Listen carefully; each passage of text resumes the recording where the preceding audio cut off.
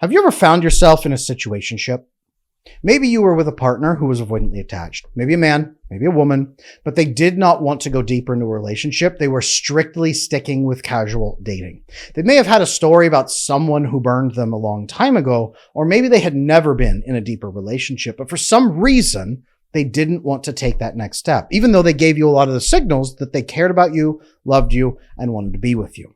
If you've been frustrated in situationships before, and I know a lot of you on this channel have, today I'm going to show you exactly why so many avoidants prefer situationships and casual dating, or I should say, why they seem to prefer it on the surface. It's not actually what they want. Let's talk about that here today. I'm Adam Lane Smith, the attachment specialist. Welcome to all you new thousands and thousands of subscribers on this channel. I am so glad to have you here. Thank you. I am looking forward to teaching you about your great relationships that you can have. We're going to build this together. And for everybody who's returning, welcome back. Glad you're here. Today, fixing situationships. Now, what is it that really makes avoidant people think that the situationship is the pinnacle of relationships? Well, there's a couple of key factors here, okay?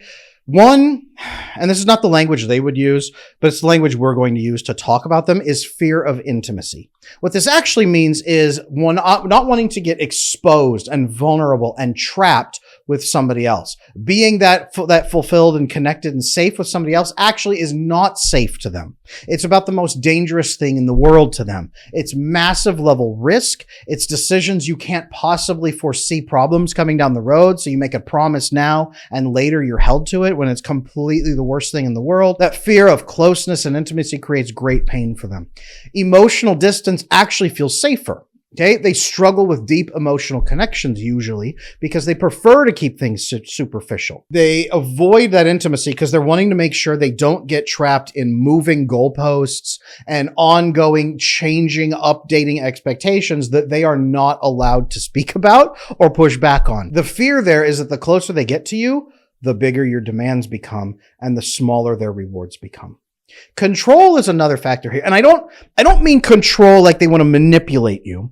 Control meaning over their environment and over their own safety threshold. Okay.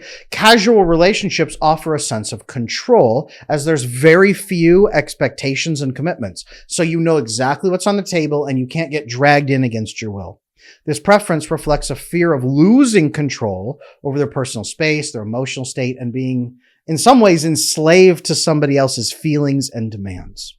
This is why they seem from the outside to have a fear of long-term commitment. They often avoid serious arrangements to prevent the pressures and expectations associated with those long-term commitments. All of this starts reflecting that need for hyper-independence, and autonomy. Full autonomy. These are not bad things.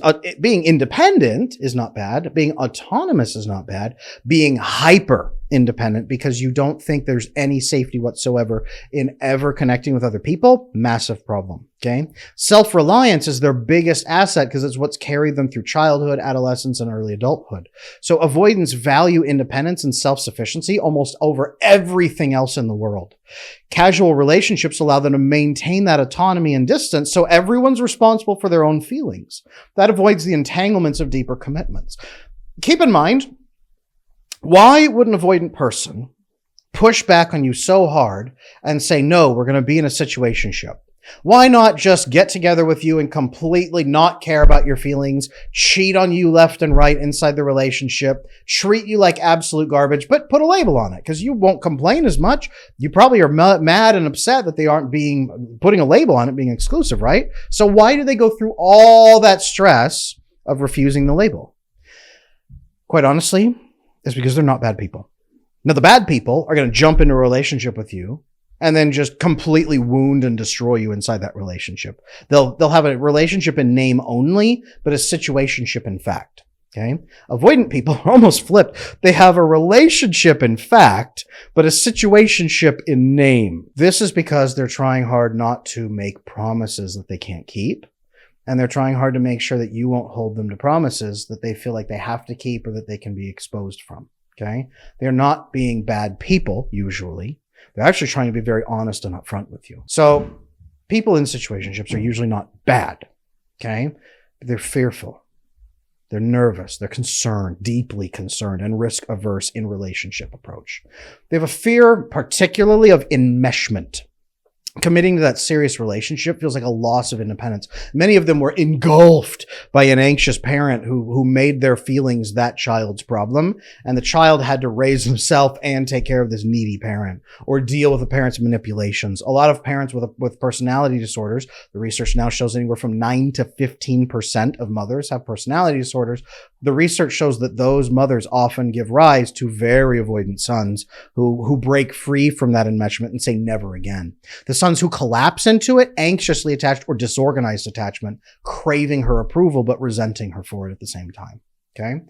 That fear of enmeshment is what drives a lot of these people to say, no, there's no label here. My mom has weaponized our family label against me my entire life. I'm not letting any other woman put a label on me. Sometimes women will do the same. You know, my father did this and had these labels and it hurt my family and my mom. I will not allow that in myself.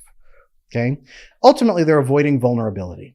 They have emotional walls up. Those casual relationships provide that protective barrier against emotional exposure, but also invasion. Okay. This preference is a defense mechanism to avoid that risk, not only of being hurt, but of being yelled at for being unethical and mean and lying and evil, right? It actually greatly hurts an avoidant person to be called evil. They'll say it doesn't. They'll dissociate from the pain because they're used to it, but it greatly hurts them. And it causes a lot of problems for them when they have that level of betrayal in a relationship and someone misunderstands them that deeply and judges them for it. They usually have fear of judgment, fear of rejection, which is the next point. That fear of rejection comes with a deeper connection in the relationship. If you get connected, you can ultimately be rejected.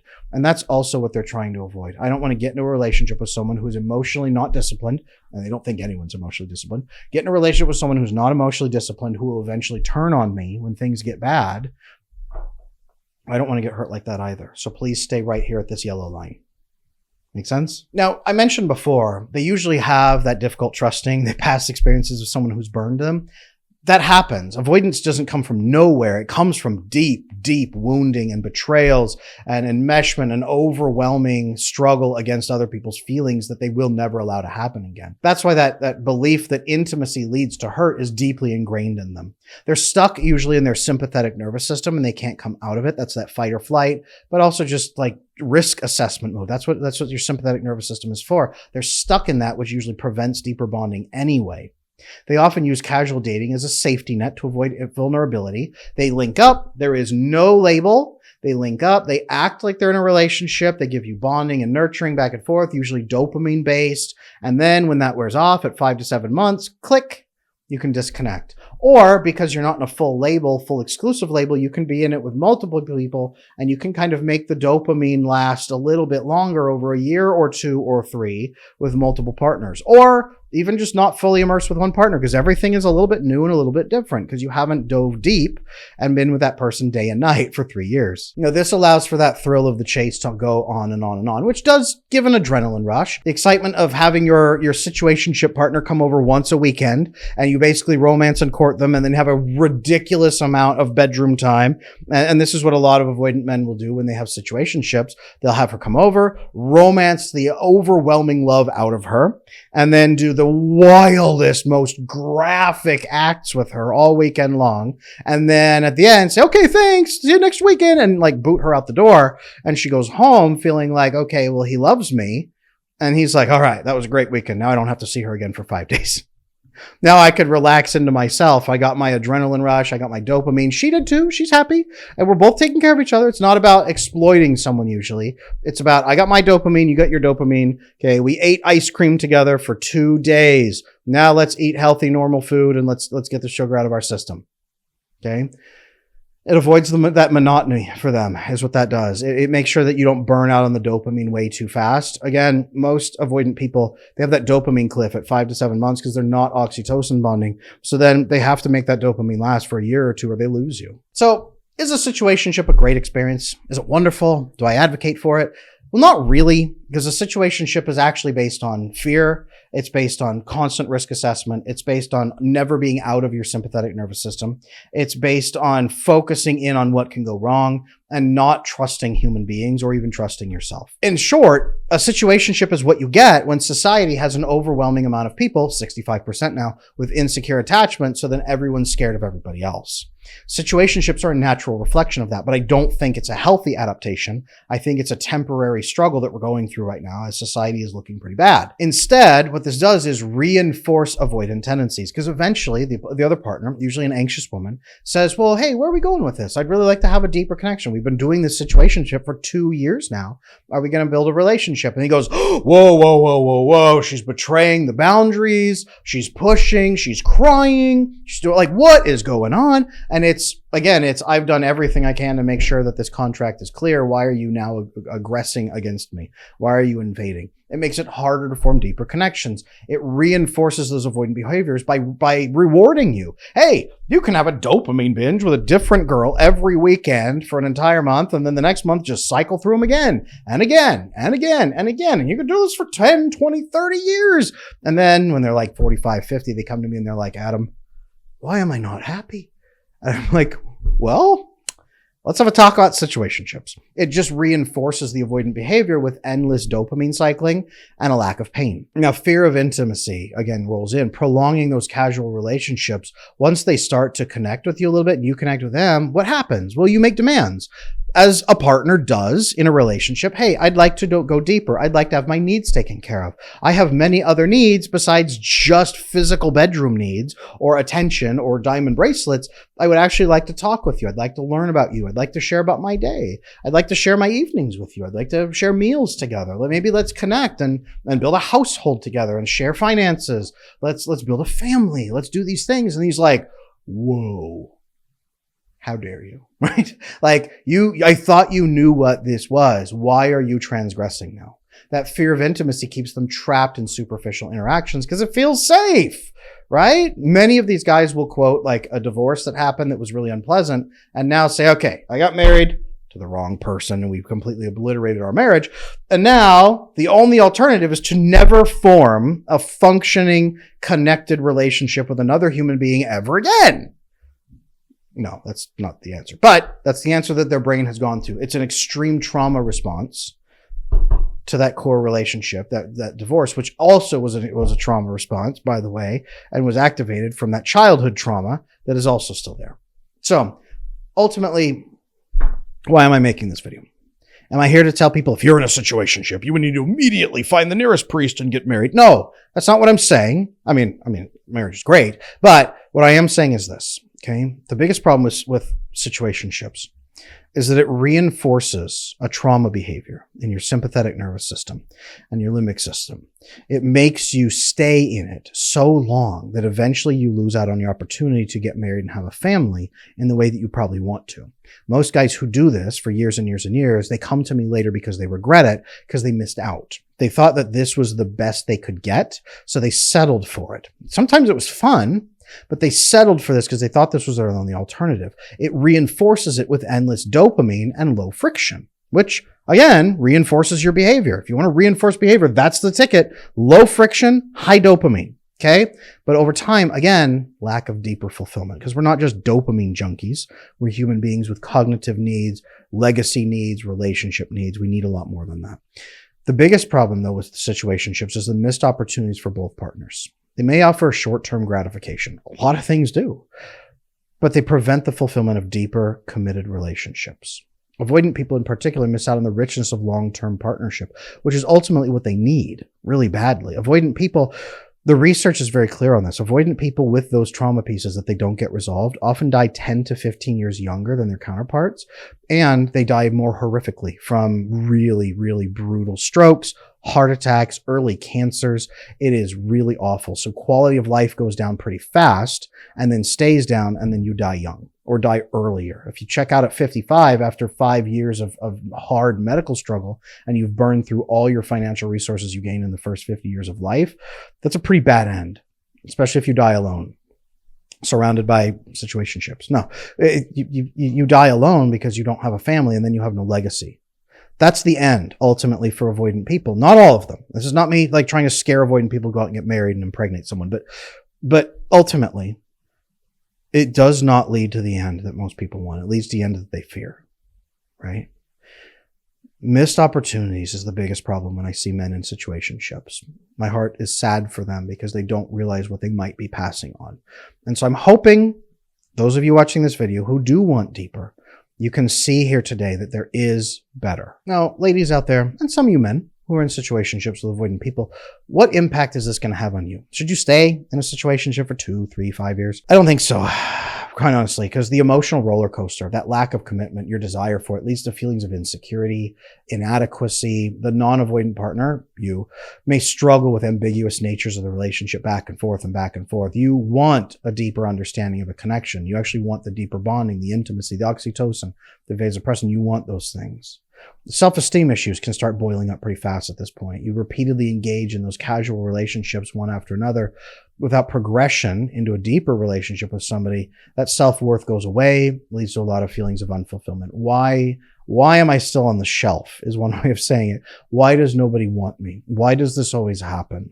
Why am I never good enough? The missed opportunities for you are also very high. There's a lot of women out there who come to me after 8 years of a not great relationship and then 3 years of a situationship and say, Adam, I've lost 11 years and I'm 37 and I really want to have a baby. And I just went to the fertility clinic and they said that it's not hopeless, but it's not looking good. And I definitely need to get my things together, but I don't even have a boyfriend and I'm currently with a situationship. What am I supposed to do? Those missed opportunities, investing in a lifetime of relationship with no clear future, they can hinder your personal growth and development really, really badly. That can prevent that pursuit of meaningful connections. I did work with one lady who was in a situationship for 20 years. 20 years in a situationship, and she was in her mid-50s when she came to me, and a lot of our sessions were her like crying at some point about never had a baby and now I can't, and that's all I ever wanted.